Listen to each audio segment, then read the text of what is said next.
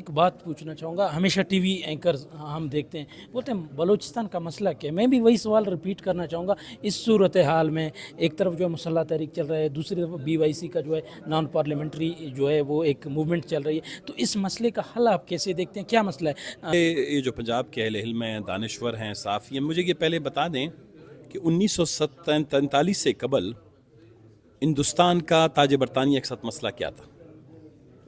تاج برطانیہ نے بہت کم فوجی چاوریوں کے ذریعے سے، طاقت کے ذریعے سے، جو اس وقت متحدہ ہندوستان تھا، اس کو ایک اپنی نو آبادی بنا دیا تھا.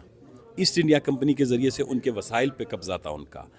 ہر گلی میں، ہر کوچے میں ان کے لوگ اور ان کے فورسز تعینات ہوتے تھے. بولنے کی آزادی نہیں تھی، لکھنے کی آزادی نہیں تھی، پڑھنے کی آزادی نہیں تھی، ترقی کرنے کی آزادی نہیں تھی. اسمبلیاں جو ہے ارغمال تھی، جمہوری طرز حکومت نہیں تھا.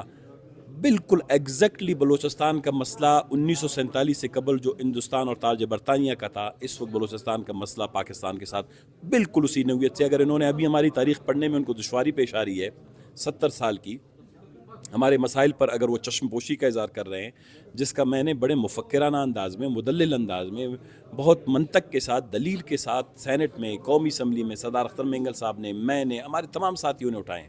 ہم نے کتابیں لکھی ہیں، ہم نے مضامین لکھے ہیں. یہ الگ بات ہے کہ انہوں نے اپنی آنکھیں بند کر دی ہیں، کان بند کر دیے ہمارے مسئلے کو سمجھنے میں. وہ جان بوجھ کے ہر دفعہ یہی سوال کرتے ہیں بلوچستان کا مسئلہ کیا ہے. جب ایک نو آبادیاتی طرز کا نظام قائم ہو تو اس نو آبادیاتی طرز کے نظام میں بغاوتیں ہوتی ہیں، مذمت ہوتا ہے، سیاست ہوتی ہے، تقریر ہوتی ہے، شاعری ہوتی ہے، لوگ جو ہیں سڑکوں پر نکل آتے ہیں. بلوچستان کے ساتھ ان کا رویہ وہی ہے. وہ جس دن بیٹھیں بلوچستان کے ساتھ اپنی نو آبادیاتی طرز نظام کو تبدیل کریں، بلوچستان کو وفاق کا ایک بہتر حصہ سمجھیں، برابری کی بنیاد پر پاکستان میں حقوق اور اختیار دیں، تو میرے خیال میں بلوچستان کا یہ مسئلہ جو ہے ایک دن میں حل ہو سکتا ہے.